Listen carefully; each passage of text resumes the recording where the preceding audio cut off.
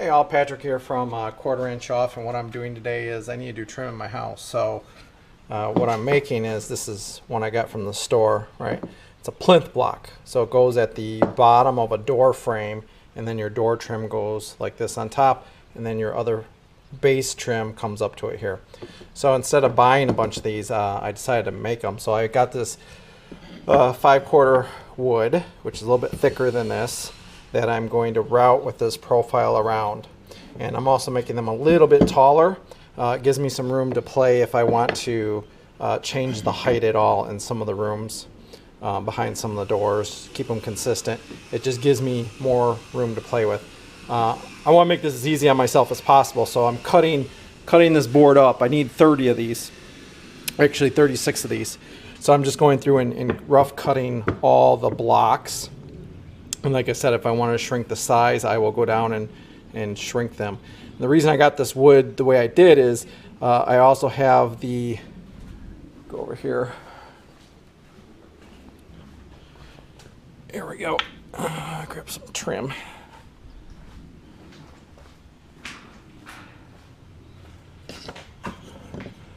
So I bought the wood this height to be able to make these pieces as well. But I need so many plinth blocks that I'm going to go through that whole board and probably more. These go in a corner, so these are called corners. So it would go in a wall here and a wall coming out here. They would sit in there. These ones go on a corner, so if you can imagine this is the corner of a wall, it goes in here. So I got this wood to also make these. The ones of these I did put in the house already, I cut down to only like 6 inches. So the thought was this would be the perfect height for these pieces with your trim coming up to here. All right, so on the corner of a board, your trim would come up like that. On the plinth blocks, your trim goes like that. Now you can see this, once you add a quarter round, you're gonna be sticking out from that plinth block then. So then you gotta do some curved corners or angles. So that's one reason I'm leaving my blocks thicker this way, because then when I put the quarter round in there, or shoe mold, whatever you want to call it, it will be inside the plinth block. So I might leave these a little bit thicker.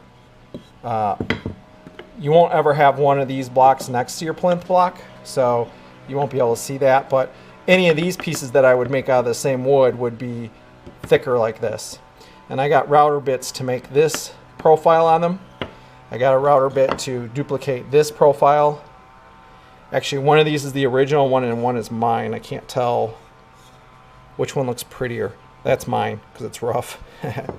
So that's the original profile on it. And then with my router bit, I need to sand this a little bit, but I got this profile. So it's close. This one goes in a little bit deeper. I may be able to change the depth of my router bit to do that. And then I also got a router bit to make this profile, which will be interesting. So I bought, this is like 5/8 inch thick. I've got a sheet of 1/2 inch MDF and a sheet of 3/4. So the 3/4 I would use for the door cap, base cap, side cap. Can't remember what it's called. And then also the cap on the top of the door. We're doing craftsman style. So I'm thinking about just using MDF to make those pieces, see how that goes, and then making my own baseboard trim here. The profile will be a little bit different than this. I only put this in one room, in a bathroom, and there's not a whole lot of it. So if I change the profile and it looks a little bit different, nobody's going to be able to tell. Unless any of you watching this video visit my house. Then you'll be able to tell. So that's what I'm doing right now, is I'm just chopping all this stuff up, and then I will do the router profile on it, and then I'll sand it down and prime it. And I'll show all those steps. And then I don't think I'll get to these because I think I need so many plinth blocks. And right now, I only need these when I start doing the base trim, which I haven't made yet. The having the plinth blocks means I can go and start doing all the doors. I can start framing in all the doors and windows and getting that done before I will need these two. So we have some doors we want to, our patio door we want to finish. So I should be able to make the blocks, mount the blocks now, figure out the doors, put the stuff on the doors, and be done. So that's it for now. Thank you, and I'll see you later. All right, here we go. I got my 37. I only needed 36. I made an extra one just in case. All the blocks done. And what I'm going to do is, this is an original one you buy from the store. So that's the original grooves on it. And this is what I did. So a little bit deeper than what the original is. More round than decorative. But I'm also making these plinth blocks thicker and longer. So I wanted to go a little bit deeper to put that decorative edge in. So I'm going to go through and route the outsides of all these all the way through, and then sand them up and paint them. Now using a select board here, just pine, one of my concerns is the open grain on here, as well as how smooth and finished this is, whether that will take the paint finish that we're doing. So as a test, I've sanded down one side, not this board, of another board, sanded down one side and one face frame to see how the paint and primer does, and then we'll decide whether we need to sand all of it or not. Thanks.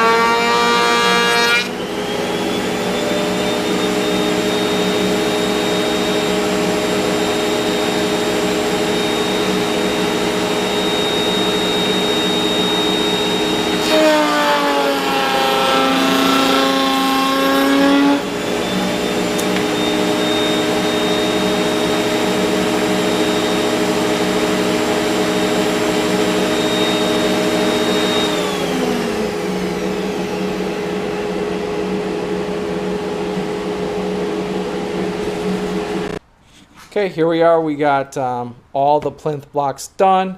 We're doing our test piece for sanding and everything else. May need to sand the faces of these because they've got marks and some scratches from my router table. Two of the doors are actually smaller than a full one, so I cut those. And then on a couple of the doors, this piece will be up against a wall like this. Like this. And trim will go right up to it. So I didn't route that one side, so I got a couple doors like that, but it's all done. So we'll see how the prime and paint goes on our test piece, and then figure out how we're going to sand them or finish them and do that. And then we'll be all done. We can put them all in. Hey, good morning, Patrick here again. So we did this test on a piece of scrap test paint job to see how it would turn out, and we just did one coat. So this is unsanded, the rough edge. This is sanded. Now on these select boards, they're pretty smooth on the other sides, just where you cut it. So they don't, I mean, we did sand them. Can't really tell a difference. But definitely a sanded side versus unsanded, just the way that all the paint absorbs. I don't want to spend the time putting putty and sanding it and doing all that stuff. So it looks like for now I'll just sand all the sides. Sorry, my voice is going. Sand all the sides, and then we'll paint those. So I need to set up a system to be able to put the paint on these things. So I found this product on the internet. I'll kind of do an unboxing here in a separate video. They're called Stack Rack, and it allows you to basically paint and stack either doors. This is the picture setup for doors, or you can do trim. You can screw boards into the side of the racks, so that way you can stack them up as you do it. And I think it's like 40 degrees here in Chicago right now, so I'm going to do this in the basement. I've got a table down there, but I need something to put all this stuff on. So I want to paint both sides of the plinth blocks just for warpage and other reasons. So I need something to sit them on. So what I'm going to do is just grab a board and screw a bunch of screws through it to create points. So that way I can put all the blocks down, paint the back, paint the sides, paint the front, put it down. I'm not too concerned about a few dimples in the back. We can just quickly knock those off if paint builds up there, just so that we can get this done and get it on.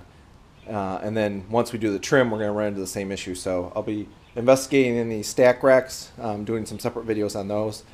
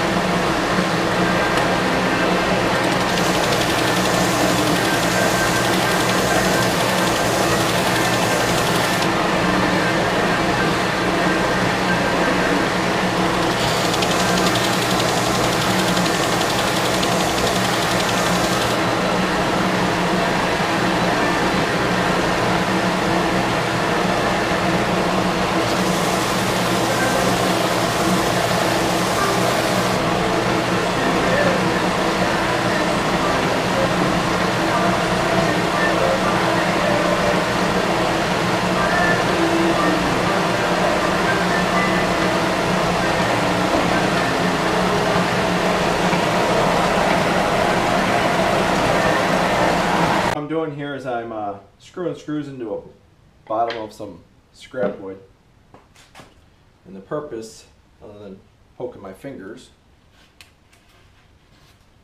is to make a paint drying rack here, so when we paint these, we can keep them off.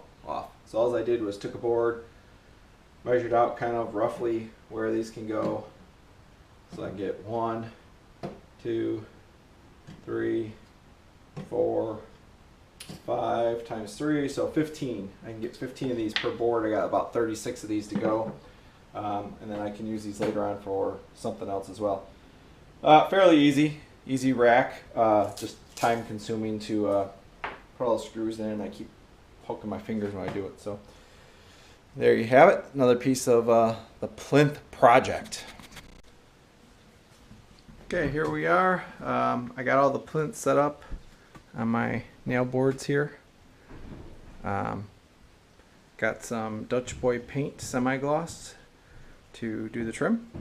So now it's just going to be painting all these, both sides, letting them dry, and then hopefully tomorrow I'll do another final coat, and that's it.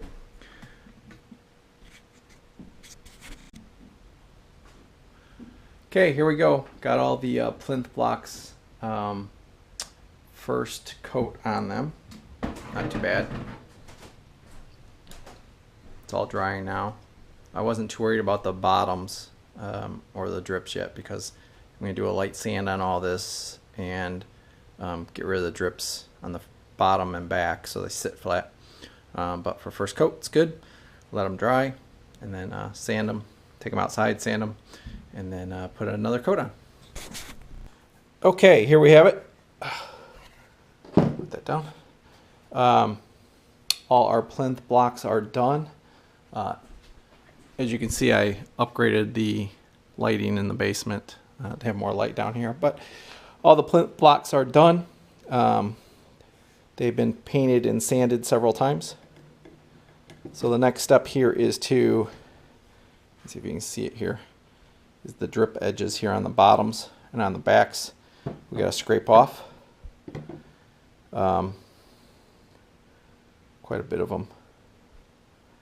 Shouldn't take too long to scrape that off, and then we're done. So this is the last video on the plinth blocks. Once I start installing them, I'll take some pictures of us installing them, or some video of that, but I need to get started on the base trim, and I also need to, you can see the brush strokes here on some of these. I need to figure out how to use the paint sprayer for the trim, so we can do a better job. But that wraps up making the plinth blocks. Thanks for watching.